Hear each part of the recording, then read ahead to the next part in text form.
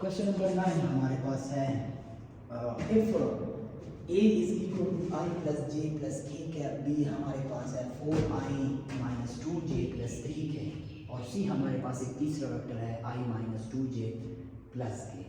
Find a vector of magnitude 6 units. हमने एक vector find करना है जिसका मैग्नीट्यूड 6 यूनिट्स हो which is parallel to this.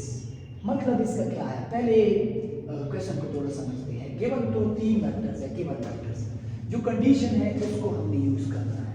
पहले इस वेक्टर का वेक्टर फॉर्म लिखना है जो 3 के साथ 3 स्केलर है, c के साथ मल्टीप्लाइड हुआ है, -1 स्केलर है, b के साथ मल्टीप्लाइड हो गया है, 2 स्केलर है, a के साथ मल्टीप्लाइड हो गया है। मैंने इस वेक्टर का पहले वेक्टर फॉर्म, इन तीनों वेक्टर्स का कंबाइंड स्टेटमेंट का वेक्टर फॉर्म पहले मैंने फाइंड करना है। फिर उसके बाद क्या करना है, फिर उसका मैग्नीट्यूड फाइंड करना है। वेक्टर और मैग्नीट्यूड, वेक्टर मैग्नीट्यूड फाइंड हो जाए तो इसका फिर मैंने यूनिट वेक्टर निकालना है। जब यूनिट वेक्टर मैं निकाल लूं फिर मैंने 6 यूनिट वेक्टर वाला find a vector of magnitude 6 units which is parallel to this vector. फिर इस वेक्टर की डायरेक्ट, इस वेक्टर का यूनिट वेक्टर हम क्यों निकालते हैं, हम इसलिए निकालते हैं क्योंकि इसका पैरेलल कोई और वेक्टर हमने फिर फाइंड करना है। धीरे धीरे समझाता हूं मैं आपको। स्टार्ट करते हैं क्वेश्चन को। तो पहले हमारे पास क्या है, गिवन वेक्टर्स आप लिख लो, खुद लिख लो, A B C given vectors है। हमने मैग्नीट्यूड फाइंड करना है 6 यूनिट्स वेक्टर का। फाइंड अ वेक्टर, एक वेक्टर फाइंड करना है जो 6 यूनिट्स मैग्नीट्यूड का हो व्हिच इज पैरेलल, जो इस वेक्टर का पैरेलल भी हो। तो पहले हम इस वेक्टर, ये तो हमें वेक्टर को एक जगह पे 3 वेक्टर्स को कंबाइंड फॉर्म में लिखा है, स्केलर मल्टीप्लिकेशन के एडिशन और सब्ट्रैक्शन फॉर्म में लिखा है। पहले हमें इसको फाइंड करना है। मैं इसको यूज करता हूँ 2a vector minus b vector plus 3c vector.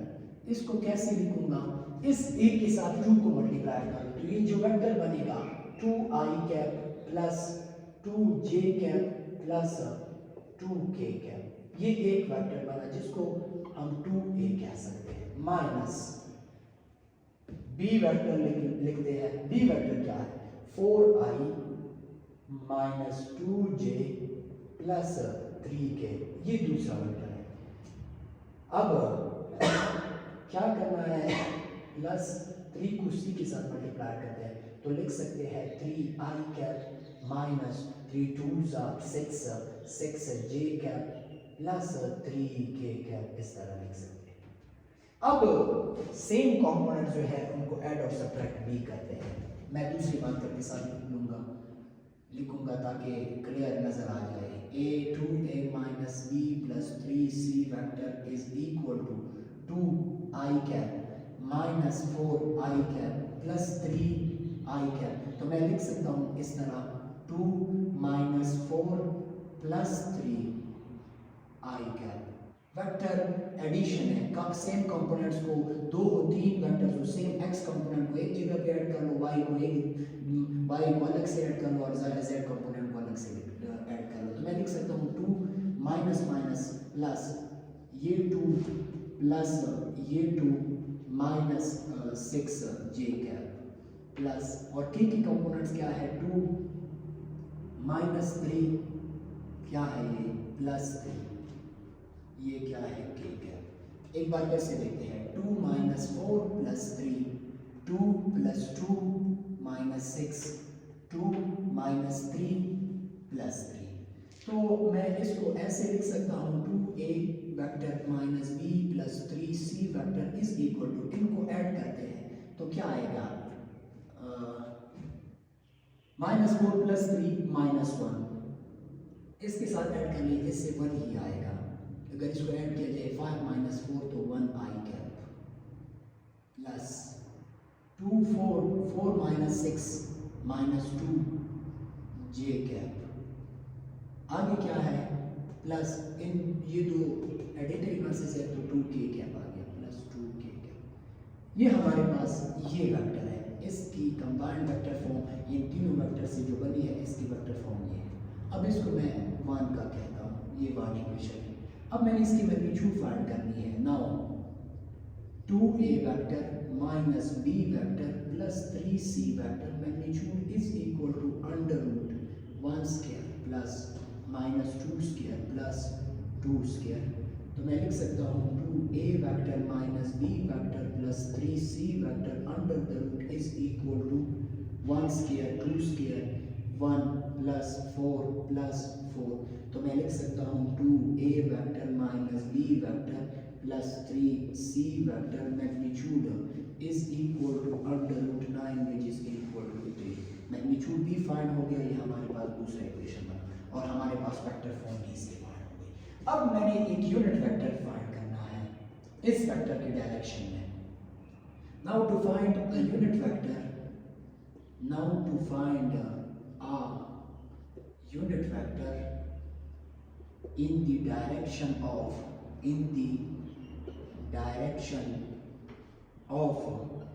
किस vector 2a vector minus b vector plus 3c vector. For example अगर यूनिट वेक्टर n है तो मैं ऐसे लिख सकता हूँ 2a vector minus b vector plus 3c vector divided by 2a vector minus b vector plus 3c vector magnitude. अब अगर मैं इसको फाइंड करना चाहूँ तो मैं लिख सकता हूँ इस वेक्टर का जो वेक्टर फॉर्म आया है वो है 1 i cap minus 2 j cap plus 2 k cap. अब अगर इस पे डिवाइड करते हैं इसको तो सब पे ये डिवाइड हो जाएगा, या मैं ऐसे लिख सकता हूँ, ऐसे लिख सकता हूँ। मैथमेटिक्स स्टूडेंट्स है आप इसको ऐसे लिख सकते हैं और इसको समझ लीजिए। ये मैंने मैग्नीट्यूड इस वेक्टर को डिवाइड, ये मैंने n वेक्टर फाइंड किया है। इस वेक्टर की डायरेक्शन में यूनिट वेक्टर हमने फाइंड किया है। अब हमने करना क्या है, अब हमने एक और वेक्टर लेना है जो इस वेक्टर के पैरेलल हो। यूनिट वेक्टर हमने किस लिए फाइंड किया था, मैंने बताया भी था। अगर यूनिट वेक्टर है ये i कैप तो उसकी डायरेक्शन में ये वेक्टर्स होंगे ना माइनस नहीं 9 i कैप 10 j कैप या 10 divided by 11 j cap i cap, ये सारे i कैप इसकी डायरेक्शन में। अगर ये यूनिट वेक्टर है तो ये सारे इसकी डायरेक्शन में वेक्टर है।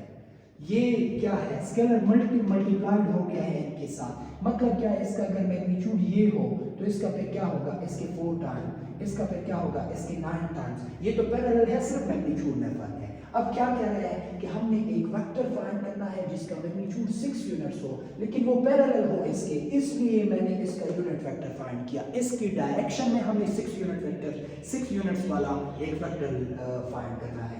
तो मैं क्या लिखूंगा यहाँ पे, now a new vector of magnitude 6 units which is parallel to this, इसकी डायरेक्शन में हमें फाइंड करना है। now to find, अब जगह कम है आप लिख लो, now to find a new vector of magnitude 6 units which is parallel to this, या इसकी डायरेक्शन में जो हमने n कैप लिखा है। तो मैं लिख सकता हूँ उसको, अगर मैं लिख दूँ b वेक्टर तो फिर मैं क्या लिखूंगा, लिखूंगा इसके साथ किसको मल्टीप्लाई करूंगा, n कैप के साथ 6 के साथ। तो मैं लिख सकता हूँ 6 into 1 divided by 3 i cap minus 2 j cap plus 2 k cap. इसको इसके साथ मल्टीप्लाई करूँ तो जो नया वेक्टर आएगा p वेक्टर वो क्या आएगा, 2 i cap 1 i cap minus 2 j cap plus 2 k cap. अब अगर देखा जाए p को मैं कैसे लिख सकता हूँ, 2n कैप के इक्वल लिख सकता हूँ किसके, 2n वेक्टर के। n की डायरेक्शन में ये जो वेक्टर है ये कौन सा वेक्टर था, ये n है, ये वेक्टर ये क्या है मेरे पास, 2a vector minus b vector plus 3c vector. हमने इस वेक्टर को इस वेक्टर के स्केलर मल्टीपल में लिखा, तो अब हम कह सकते हैं कि ये p वेक्टर और आपस में वो दूसरा जो वेक्टर है ये p वेक्टर जो नया वेक्टर है इस वेक्टर के पैरेलल है, और 6 यूनिट्स का जिक्र हमने इधर ऑलरेडी किया है। ये दूसरे वेक्टर के 6 वेक्टर वाला 6 यूनिट्स वाला मैग्नीट्यूड का जो वेक्टर था वो हमने पैरेलल इसके साथ। अब क्वेश्चन नंबर 10 पे आते हैं। क्वेश्चन नंबर 10 क्या है हमारे पास, क्वेश्चन नंबर 10 है find the position vector of point r which divides the line joining the points whose position vector are this in the ratio 2:1 internally or externally. इस topic को, इस क्वेश्चन को समझने के लिए आपको चाहिए कि आप लेक्चर नंबर 11 को देख ले, 10 को देख ले और 12 को देख ले। रेशो फार्मूला, सेक्शन फार्मूला, वो जो टॉपिक्स है वो लाजमी है इसके लिए। मैं उनको थोड़ा सा एक्सप्लेन करता हूँ। हमने क्या कहा था? हमने कहा था रेशो फार्मूला के मुताबिक हमने क्या कहा था, अगर दो वेक्टर्स है, हमारे दो पॉइंट्स है हमारे पास ए और बी, ए सी बी का एक वेक्टर फिर बनेगा, ए सी बी का एक वेक्टर होगा हमारे पास। हमने क्या कहा था, अगर ये पॉइंट एक पोजीशन वेक्टर को रिप्रेजेंट करता है और ये पॉइंट दूसरी पोजीशन वेक्टर को रिप्रेजेंट करता है, इसको मैंने वो कहा था, तो ये ओ वेक्टर एक बन गया और दूसरा क्या था, ओ बी वेक्टर बना। ये हमारे पास डाटा थी। अब हमने क्या कहा कि अगर दो पॉइंट्स हो प्लेन में, रेशो थ्योरम को मैं एक्सप्लेन कर रहा हूँ, अगर दो पॉइंट्स हो प्लेन में, वो पोजीशन वेक्टर वो बना दे ओ सी बी, ओ सी ए, और कोई एक ऐसा पॉइंट हो सी, यहाँ पे इस ए बी वेक्टर में कोई एक ऐसा पॉइंट हो जिसको हम सी कहते हैं, फिर यहाँ से जो पोजीशन वेक्टर होगा इस सी पॉइंट पे क्या करेगा, ए बी लाइन सेगमेंट को दो हिस्सों में डिवाइड करेगा। ये दो हिस्से इक्वल भी हो सकते हैं और डिफरेंट भी हो सकते हैं। अगर इक्वल हो तो फिर इस सी पॉइंट को क्या कहते हैं, मिड पॉइंट कहते हैं। अगर ये दोनों साइड्स इक्वल ना हो फिर इसको मिड पॉइंट नहीं कह सकते। तो मैं कहता हूँ कि ये जो सी पॉइंट है ये क्या करता है, ए बी लाइन सेगमेंट को दो पार्ट्स में डिवाइड करता है। उसको हमने इधर रेशो कहा है। अगर पी ये पॉइंट है, अब इसके साथ रिलेट करता हूँ, अगर P ये पॉइंट है और Q क्या है हमारे पास, और Q क्या है, ये पॉइंट है, इसके लिए ये वेक्टर है और Q के लिए ये वेक्टर है। फिर C जो पॉइंट है उसको मैंने इधर R का कहा है, R ये पॉइंट है। फिर R क्या करता है, अब अगर देख ले, R which divides the line joining the points whose position vector this and this in the ratio 2:1, 2:1 में डिवाइड करते हैं। मैंने ये भी कहा था रेशो तो गिवन है 2:1, अब इसको 2 कह दूं, इसको 1 कह दूं, ये एक प्रॉब्लम थी। तो मैंने ये कहा जो आपने स्टार्टिंग पॉइंट इस पी क्यू वेक्टर का ली है, इस पी क्यू वेक्टर की स्टार्टिंग पॉइंट कौन सी है, वो पी है। तो पी के साथ वाला जो हिस्सा है वो रेशो के पहला वाला हिस्सा इसका बनेगा, इसको मैं 2 कहता हूँ, इसको मैं क्या कहूँगा 1, इसको मैंने m1 का कहा था, इसको मैंने m2 का कहा था। फिर ये जो o से r का, जो o से c का वेक्टर था या o से r का जो वेक्टर बना, r कहेंगे इसको।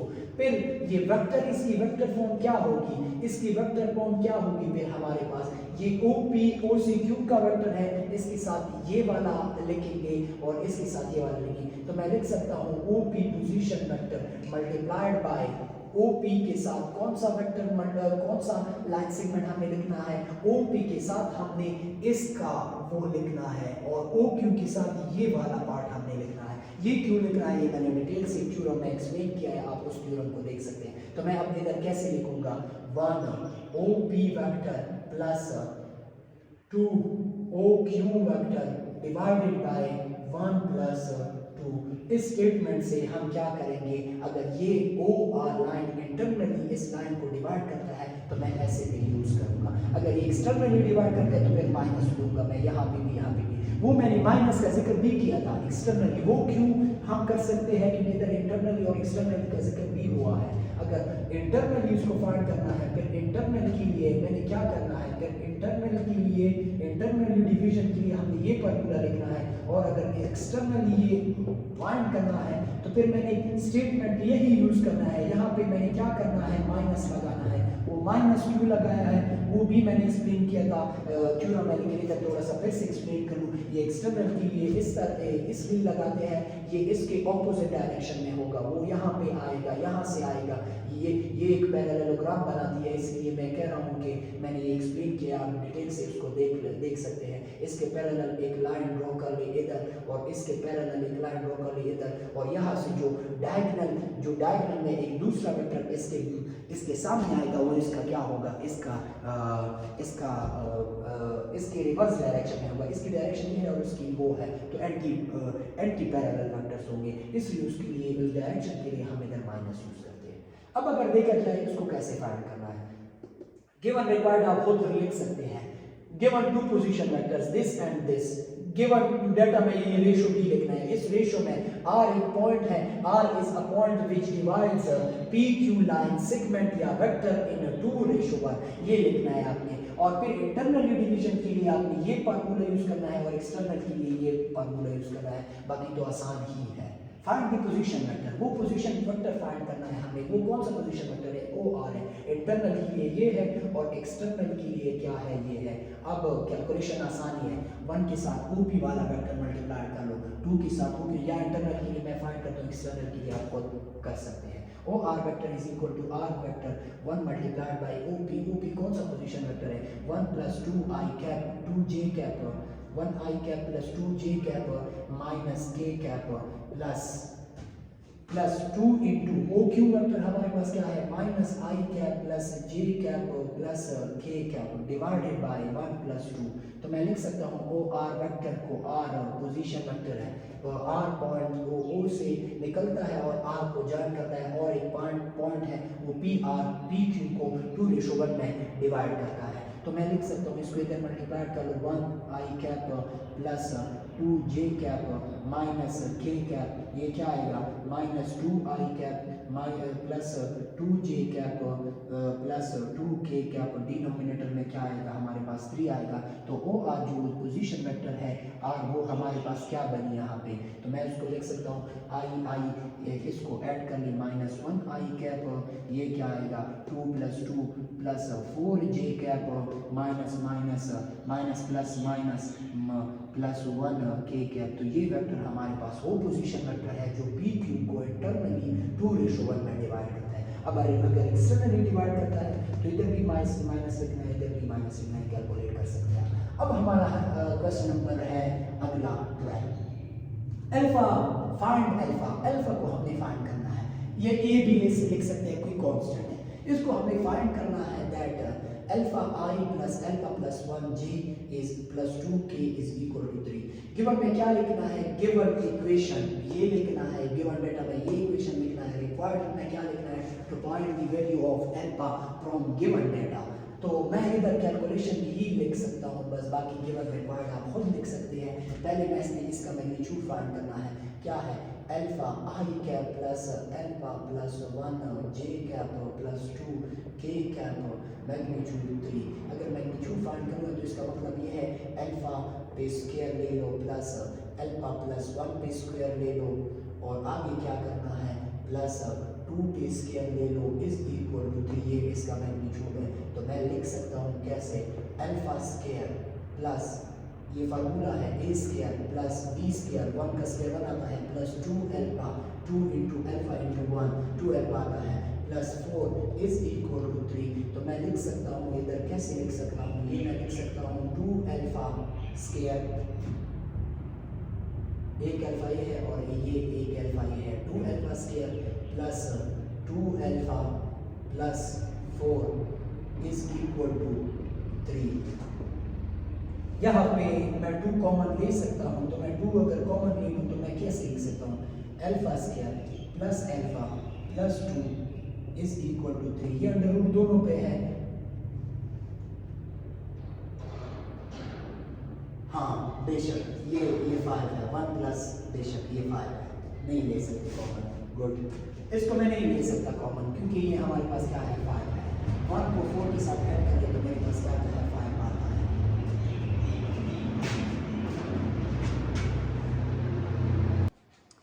तो आगे देखते हैं इसको। ये हमारे पास अंडर रूट को पहले सॉल्व करते हैं क्योंकि हमने अल्फा फाइंड करना है। अंडर रूट को कैसे सॉल्व करेंगे? स्क्वायरिंग लेंगे दोनों साइड पे, स्क्वायरिंग ऑन बोथ साइड्स, दोनों साइड्स पे स्क्वायर लेंगे तो क्या बनेगा हमारे पास? 2 alpha square plus 2 alpha plus 5 is equal to, इस पे अगर स्क्वायर लेंगे तो क्या बनेगा? 9। अब 9 को इधर शिफ्ट करना है मैंने, 9 शिफ्ट कर ले तो क्वाड्रेटिक इक्वेशन बनेगी अल्फा वेरिएबल पे 5, इसको इधर शिफ्ट कर ले 5 माइनस 9 इज इक्वल टू 0। तो मेरे पास जो इक्वेशन आएगी 2 alpha square plus 2 alpha plus 9 minus 4 आएगा इज इक्वल टू 0। अब अगर मैं 2 कॉमन ले लूँ यहाँ से ये 5 है, 9 को मैंने इधर शिफ्ट किया, माइनस बना, ये -4, तो 2 अगर मैं कॉमन ले लूँ तो क्या आएगा, alpha square plus alpha minus 2 is equal to 0। तो मैं लिख सकता हूँ इसको, 2 को इधर दोनों साइड पर डिवाइड कर ले तो जो इक्वेशन बनेगा alpha square plus alpha minus 2 is equal to 0। अब मैंने यहाँ से अल्फा की वैल्यू निकालनी है, अल्फा की वैल्यू निकालनी है। अब अल्फा की वैल्यू कैसे निकालेंगे, क्वाड्रेटिक इक्वेशन है, फैक्टराइजेशन से अगर होता है तो ठीक है, -2 अल्फा स्क्वायर ऐड कर ले तो अल्फा आ जाए, ये पॉसिबिलिटी मुश्किल है मिल जाए। तो मैंने बस क्वाड्रेटिक फार्मूला को यूज़ करना है, क्वाड्रेटिक फार्मूला को लिखूंगा, आप कैलकुलेट कर लिए, आसान है। एक्स को कैसे, अल्फा है इधर, कैसे फाइंड कर लेंगे, -b plus minus under the root b square minus 4ac divided by 2। ये हमारे पास a है, ये हमारे पास b है और ये हमारे पास क्या है, c है।